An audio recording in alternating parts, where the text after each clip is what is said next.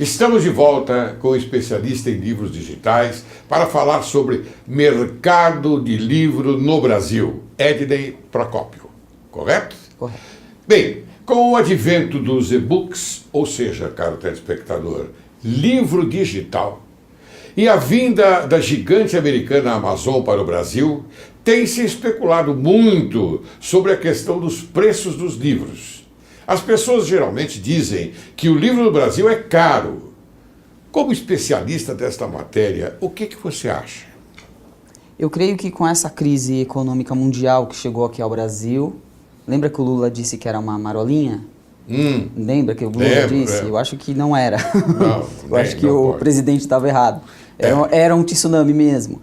E quando as pessoas param de comprar os livros, você tem sempre essa sensação de que os livros são caros. Os livros são sempre os primeiros penalizados. Quando teve nos Estados Unidos, em todos os lugares, sempre que tem crise econômica, guerra civil, etc., você corta da sua lista primária os livros. Então você tem no Brasil essa cultura de que o livro é caro.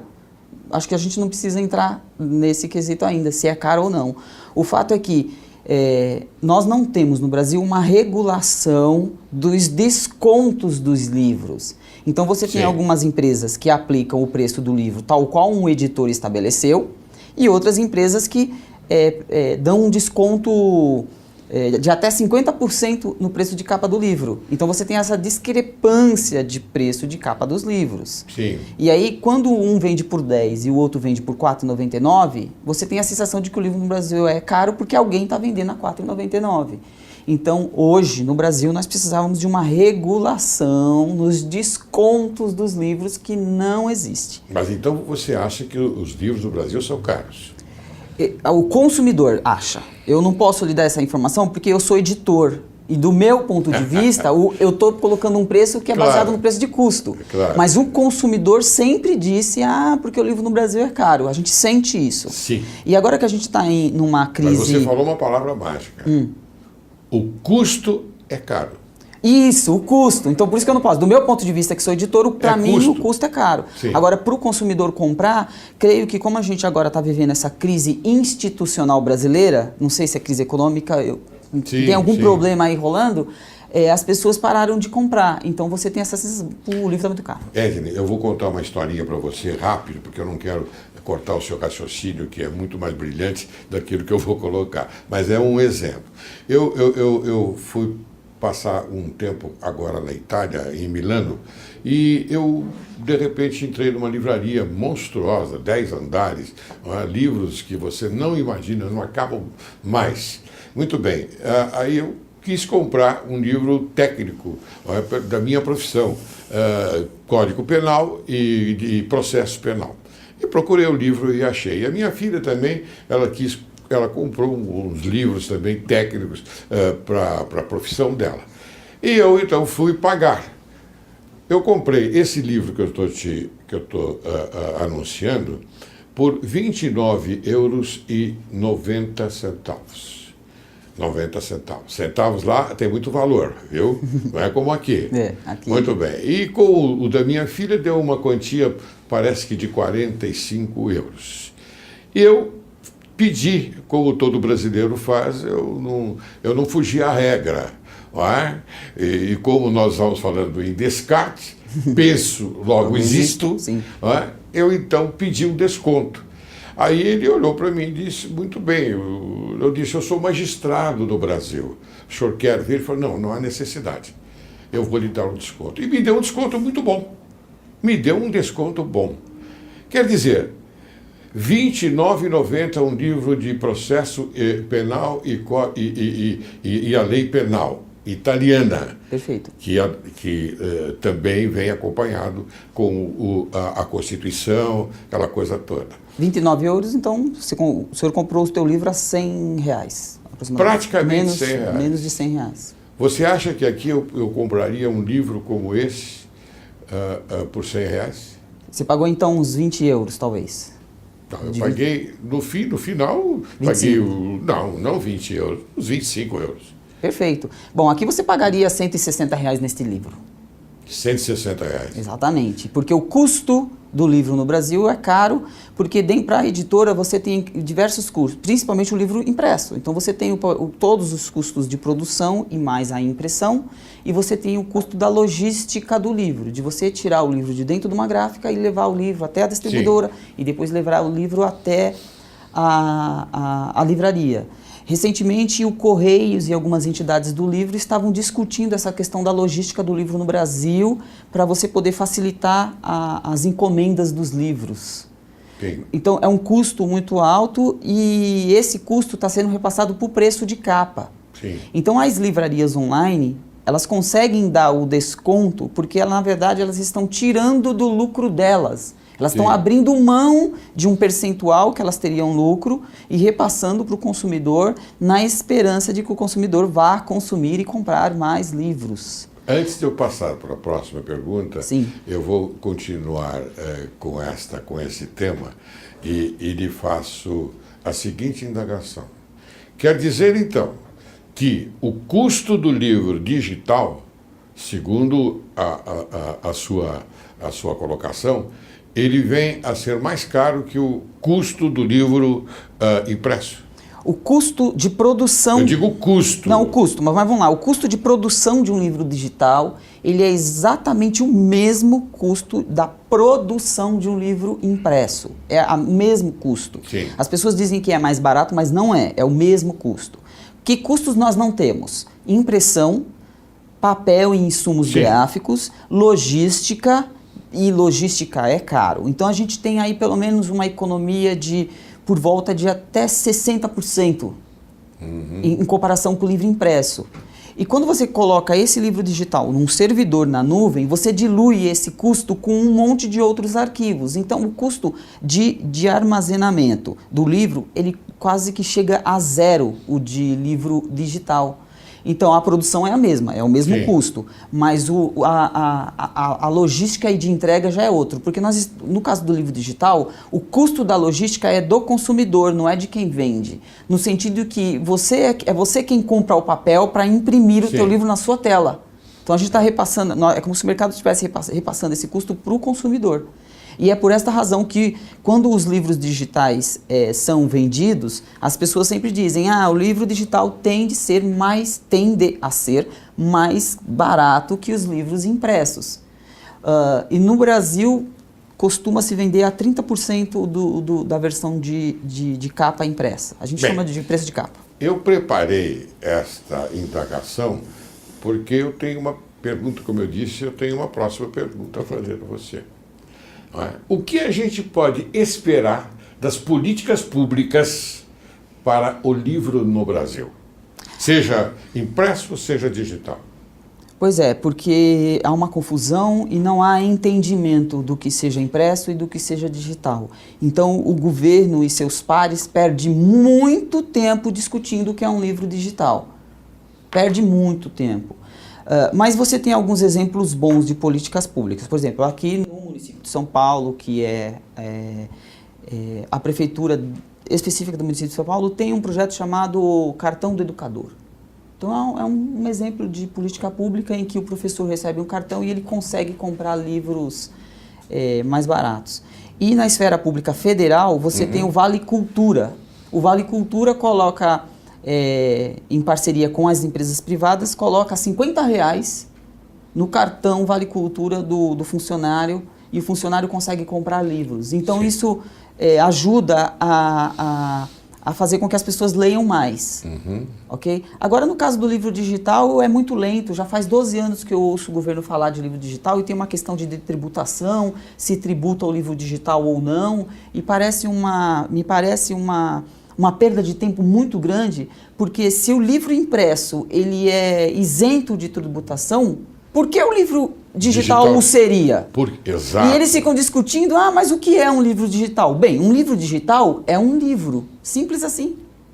Porque todos os livros no Brasil, pela lei do livro, recebem um indexador que se chama ISBN. Se o cara tem ISBN, ele é um livro. Se ele não tem ISBN, ele não é um livro. Então, se ele tem ISBN, ele é um livro. Isto posto, você vai discutir o que mais? O sexo dos anjos.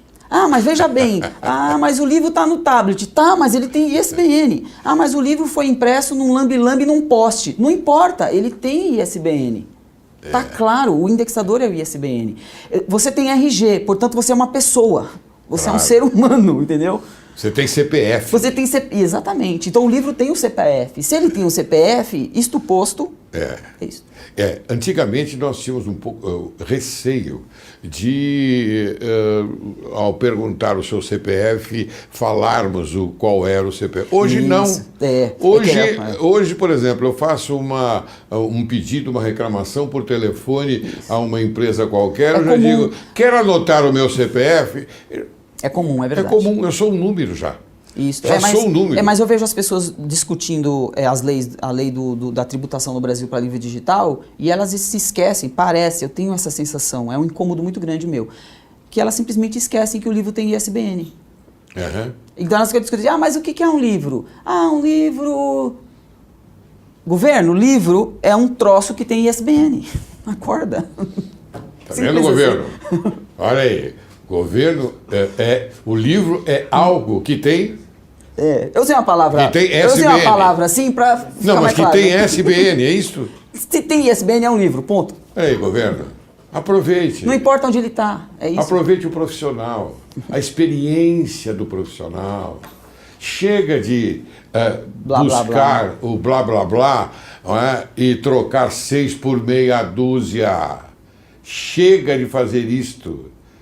Vamos correr, vamos chegar a um denominador comum.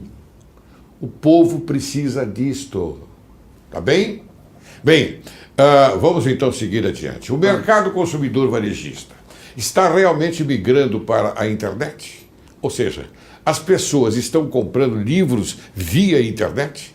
Bem, se as mulheres estão comprando vestidos via internet e batons e toda espécie de produtos via internet, por que as pessoas não comprariam livros via internet? Mas é confiável? Olha só. Vocês digam, confiável a compra pela internet? Não, ainda não é por causa da logística, né? A logística ainda...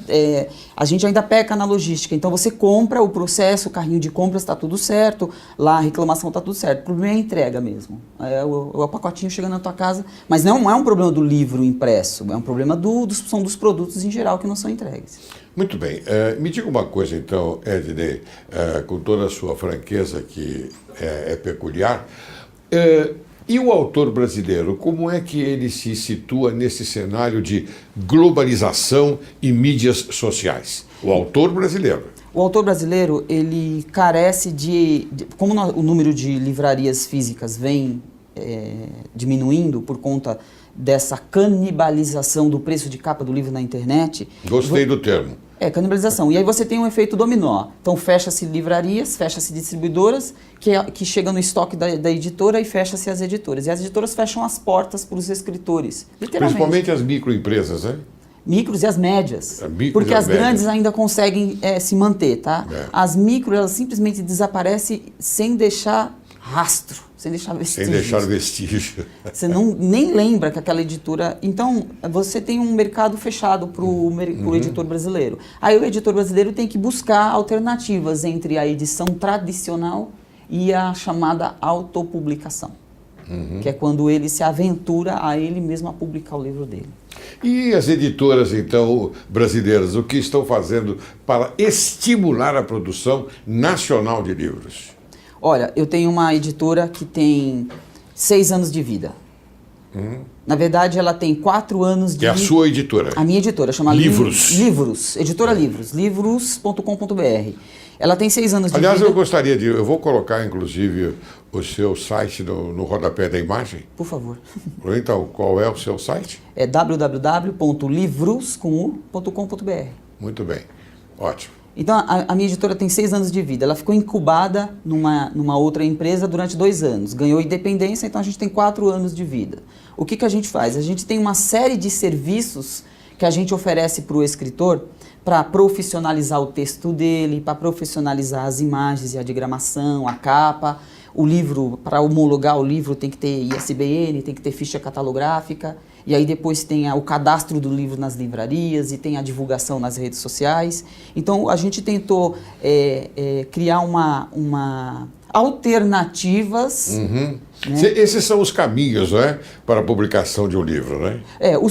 Hoje o autor tem 2 caminhos aí, básicos. Ou ele vai numa editora tradicional e reza para o editor aceitar o livro dele, ou ele mesmo se autopublica usando determinadas ferramentas que o mercado oferece. Sim. No caso da Livros, a gente optou por ter os serviços de qualidade de uma editora tradicional, mas o autor que publica livro com a gente, ele não é um autor independente. Ele está dentro do nosso cast de escritores, ele faz parte do nosso selo editorial, portanto o livro dele faz parte do nosso catálogo, efetivamente. Exceto o valor que eu tenho certeza que tem, mas é de fácil comercialização?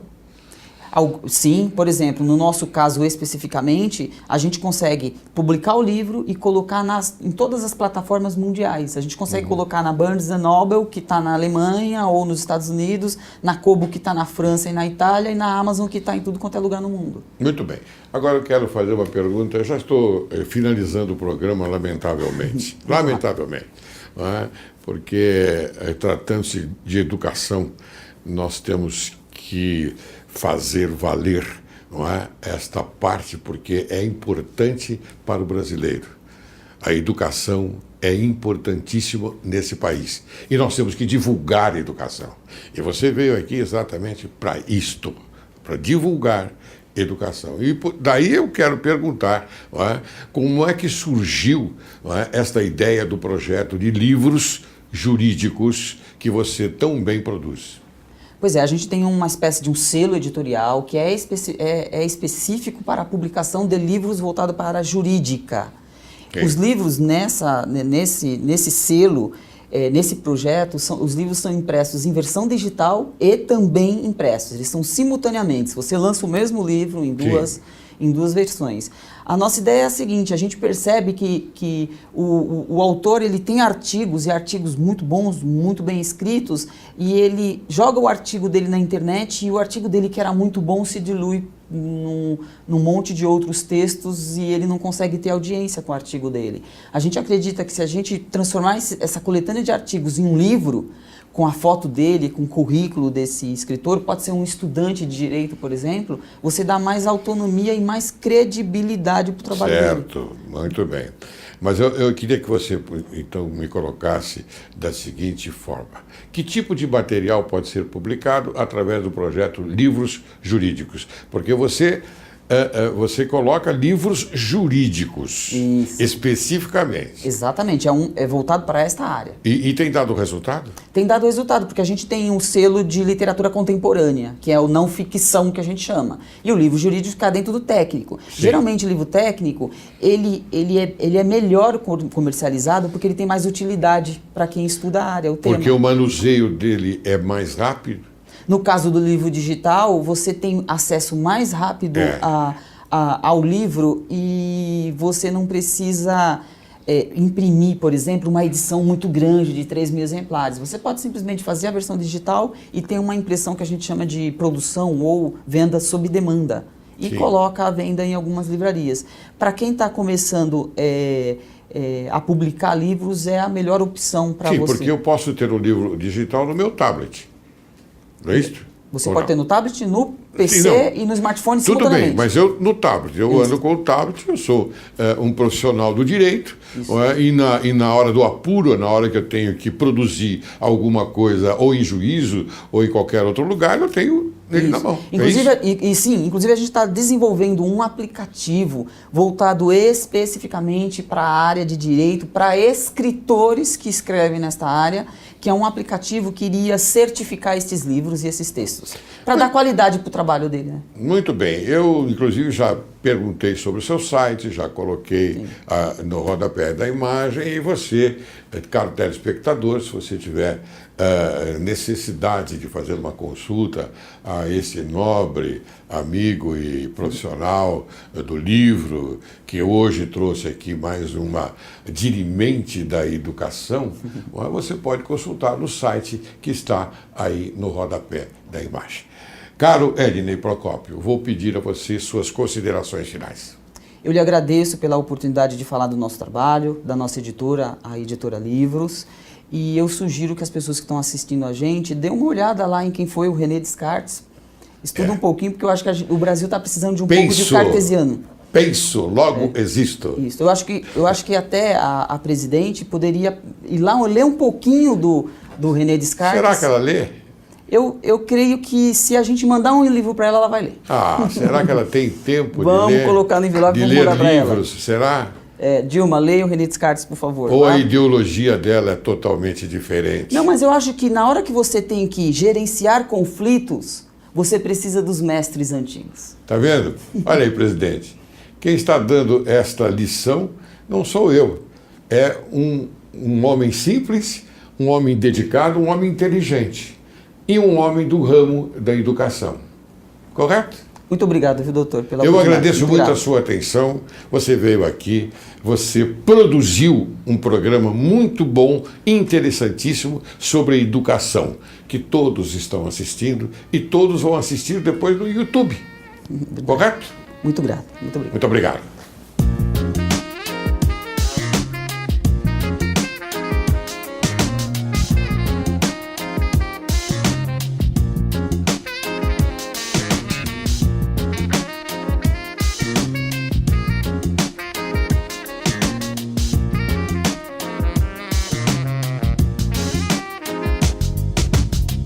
Si ma folie fait ton désespoir,